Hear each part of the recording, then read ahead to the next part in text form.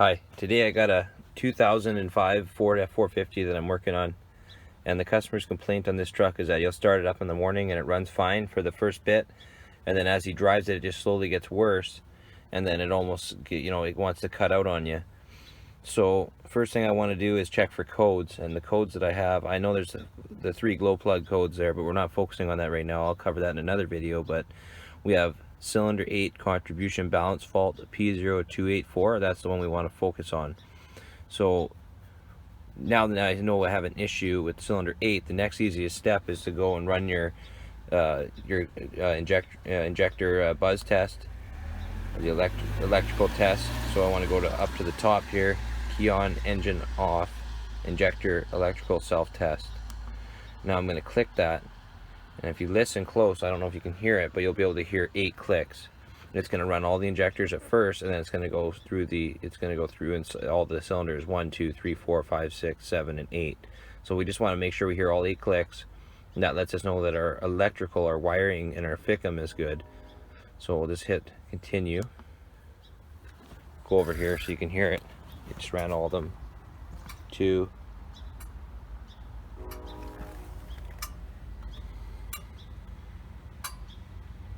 8. So it's going to run it again, and we'll listen for 8 clicks. 1, 2, 3, 4, 5, 6, 7, 8, and then it runs it one more time just so you can hear it again, but we know that all 8 are good, so we're going to say for now our wiring is good.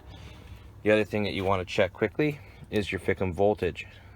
Wait for this test to finish here, and then we can go out, and what we want to see is we'll go to our data display, and we'll go down. We got our drivability here. Let it load. But okay, now I'm just going to scroll down this list until I find our FICM main power, our FICM voltage, which FICM stands for fuel injection control module, and this is what feeds. It's like our distributor for our injectors. So as you can see right here, our FICM power is 48.5 volts. You never want to see that below 45 volts. If you do, you most likely have a FICM that's going out on you. So right now is fine, but we want to cycle the key quick so we don't lose connection to the scanner. But we're just going to turn it off and back on quickly, and that voltage shouldn't go below 45 volts when it does its pre-cycle for the injectors. That's the clatter you hear when you first turn the key on. Turn the key off, turn it back on. It just did its quick pre-clatter. It did not go below 40.5 volts, and we also want to start the truck and watch the voltage as well. Still good. It's running with 48.5 volts. That's we're gonna say that's good for now. So I don't have access to it right now, but the other thing you can do when you're working on these, if you have the Ford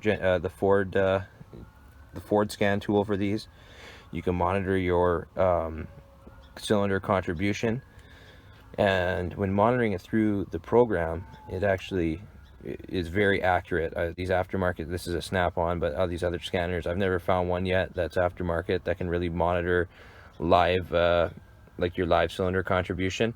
If you can feel it in the truck, most likely that scanner will pick it up. This is not very accurate, but now that considering our wiring is good, our fuel injection control module is good, what most likely is actually happening is we have a sticky injector on cylinder 8, and since it's actually got compression coming back through it, that's actually what's killing that bank of injectors, and it's just pushing air back into your fuel system.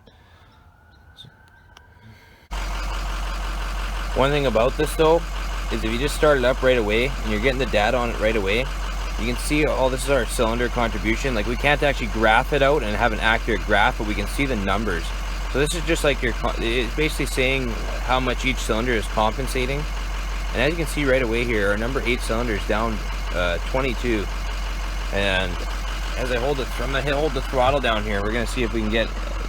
You're gonna see it all go to 0, like 1, 0, because it can't. Once you bring the RPMs up, it can't monitor it quick enough. But then when I let my foot off the gas, it'll be running worse because we're pushing that compression through one of the injectors, and it's going back into the fuel system, and it's causing to have a misfire because there's so much air coming into the fuel lines.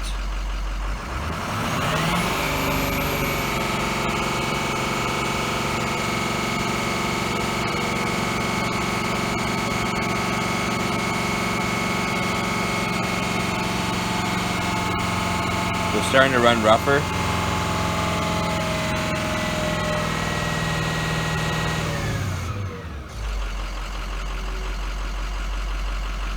And we'll see cylinder 2, 4, 6, and 8.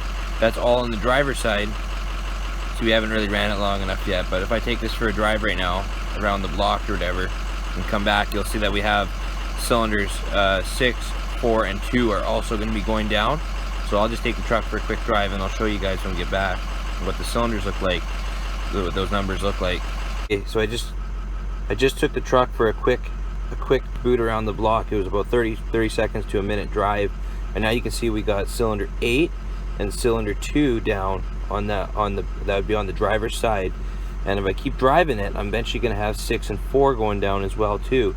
And like I said, that's just because the air is getting pressed back into that side of the fuel system.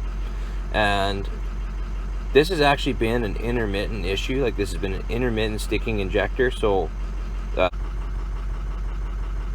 okay, so I just ran the truck harder, and now if you look, cylinder 2, cylinder 4, cylinder 6, and cylinder 8 are all down. Negative 20, negative 18, negative 17, negative 27. So now I'm for sure that I know that definitely I knew right from the start that our issue is on the driver's side. But that just wanted to show you this is what can happen. Is, you know, some people might even try and say a FICM, but a FICM would not cause this. A FICM causes 2 cylinders on each side of the engine to go down. That's what I've seen do that. But this is misfiring now on 4 cylinders because there's just so much air in the fuel system on the one side, and that's why this truck has no power.